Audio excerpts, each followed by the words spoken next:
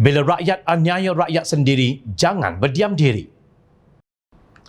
Seorang penduduk di Kampung Sungai Baru, Sebak menceritakan nasib yang dihadapinya setelah diarah keluar dari rumah yang diwarisinya. Saya duduk sini dah 50 tahun. Saya tak bekerja, saya sakit dan selalu ulang-alik ke hospital. Saya rumah tak ada. Tak tahu mana saya nak duduk. Ini tanah saya, tanah pusaka, dan sudah lebih 50 tahun saya duduk di sini. Jadi, saya kecil hati. Perasaan saya sedih, disuruh keluar dengan pampasan yang sedikit.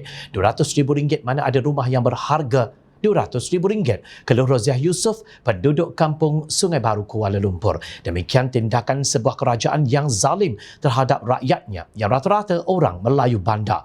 Menurut Timbalan Ketua Angkatan Muda Harapan Hasbi Muda, Angkatan Muda Harapan akan menjadikan isu pengambilan tanah di Sungai Baru, Kampung Baru sebagai isu nasional sekiranya gabungan Pakatan Harapan dipilih sebagai kerajaan pada pilihan raya umum ke-15. Dan berkata isu ini telah disuarakan ramai kepimpinan Pakatan Harapan termasuk bekas Menteri Wilayah Khalid Abdul Samad. Tujuan Angkatan Muda Harapan adalah membawa anak muda mengangkat isu ini. Kes melibatkan pengambilan tanah yang mempunyai geran. Pemilik tanah adalah pemilik yang sah walaupun pegangan pajakan. Pengambilan tanah di Sungai Baru ini bukan kepentingan strategik negara tetapi untuk kepentingan komersial pemaju. Mereka boleh merampas hak penduduk di sini yang sudah tinggal 40 hingga 50 tahun hanya untuk kepentingan pemaju. Kita harap orang muda dapat melihat isu ini sebagai pencabulan hak yang menggunakan akta pengambilan tanah untuk kepentingan komersial, tegasnya.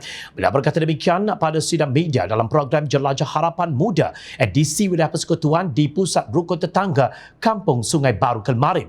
Hasbi menegaskan isu tanah di Kampung Baru perlu diangkat sebagai isu nasional untuk mengelak kesan sosial pengambilan tanah pemilik merebak ke seluruh negeri yang lain sekaligus meragut hak milik penduduk.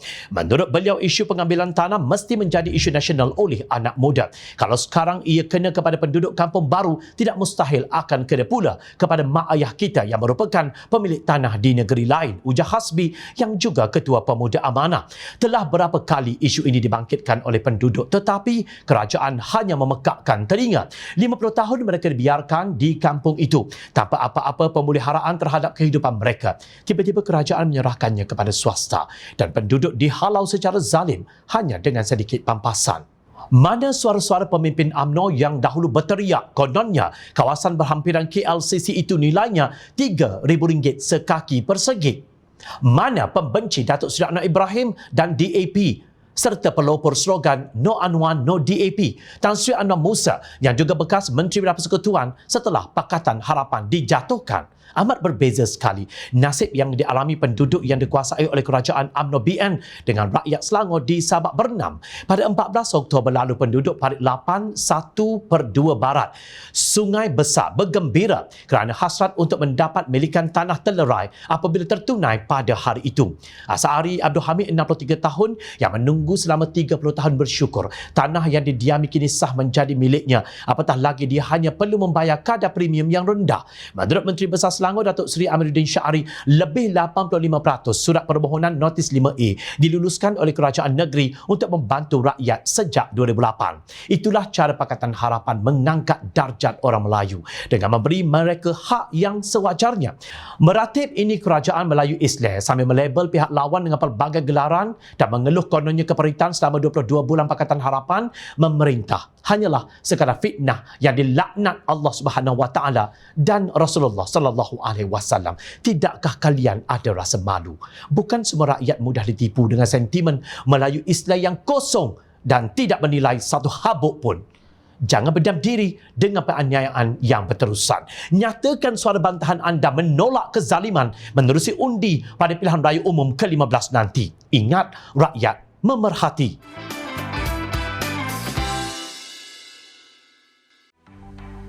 Mencari maklumat dan berita politik yang bebas, kupasan yang tepat, panas. Dapatkannya secara eksklusif hanya di Jom Channel. Komitmen kami, pentasan berita Isnin hingga Jumaat. Berbicara dan isu semasa, kami garapkan secara langsung. Panel-panel berkaliber dan profesional. Interaktif, pandangan anda kami raikan. Jangan lupa bersama kami di setiap hujung minggu dalam edisi khas mingguan. Jom Channel, moving forward, sharing a new experience.